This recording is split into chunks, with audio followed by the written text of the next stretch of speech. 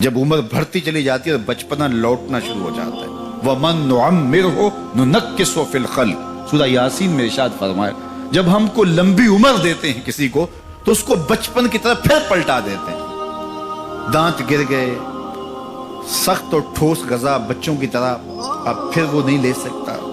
زبان میں لکنت پیدا ہو گئی، یاداشت کھونے لگی اور ہاتھوں پہ راشہ طاری ہو گیا، اب کوئی لقمہ اٹھا کے منہ میں ڈالے گا، وہ ساری بچپنے کی چیزیں لوٹنے لگی۔ اسی طرح سکل سماعت کا مسئلہ بھی آ گیا اور پھر چلنے پھرنے سے بھی قاصر ہے،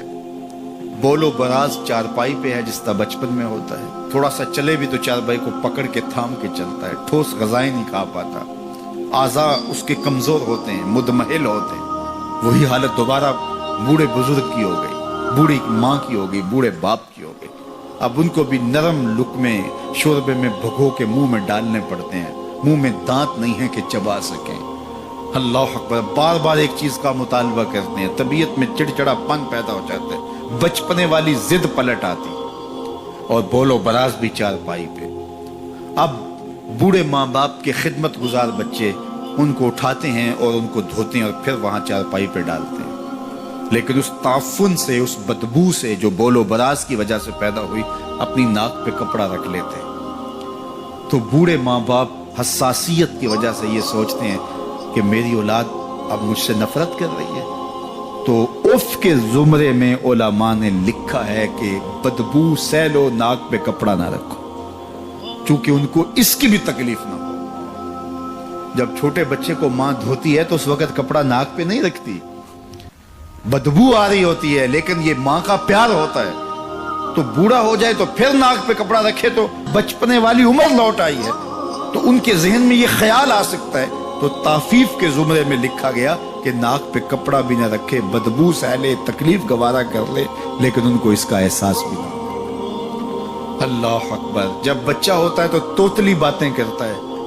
تو وہ باتیں ماں باپ کے لیے خوشی کا سبب ہوتی ہیں، سارے بہن بھائی خوش ہوتے ہیں، اس کی توتلی باتوں سے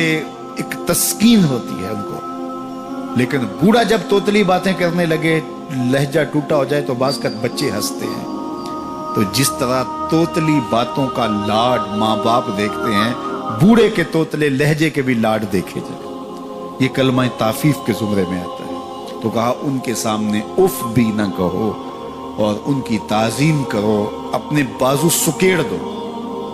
جو کہا گیا نا کہ اپنے بازو ان کے سامنے سکیڑ دو، یہ پرندہ جب اڑتا ہے فضا میں، اڑان بھرتا ہے تو وہ بازو پھیلاتا ہے اور پھر ان کو جنبش کر کے آگے بڑھتا ہے، لیکن جب اس نے دوبارہ زمین پہ آنا ہے تو بازوؤں کو سکیڑنا شروع کر دیتا ہے، تو جب بازو سکیڑتا ہے تو وہ زمین پہ آ جاتا ہے۔ تو کہا والدین کے پاس جب آؤ تو بازو سکیڑ لو، مطلب کیا؟ تم مفتی شہر ہو، تم علامت الدہر ہو، تم ڈی سی ہو، تم ایس ایس پی ہو، تم منسٹر ہو، تم بہت کامیاب بڑے بزنس مین ہو، تم ڈاکٹر ہو، تم انجینئر ہو، زمانہ تمہاری باتیں سننے کے لیے ترستا ہے، دنیا کی دانشگاہوں میں تمہاری گفتگو موتیوں کی طرح لوگ جھولیوں میں ڈالتے ہیں، تمہیں پروٹوکول دیا جاتا ہے، عزت ہوتی ہے، تکریم ہوتی ہے، تمہارے نام کے نعرے لگتے ہیں، پھول پھینکے جاتے ہیں، تمہارے لیے ریڈ قالین بچھائے جاتے ہیں، دنیا تمہیں تکریم دیتی ہے، لیکن اڑو، عزت پاؤ، لیکن جب ماں کی گود میں آؤ پھر پر سمیٹ لو۔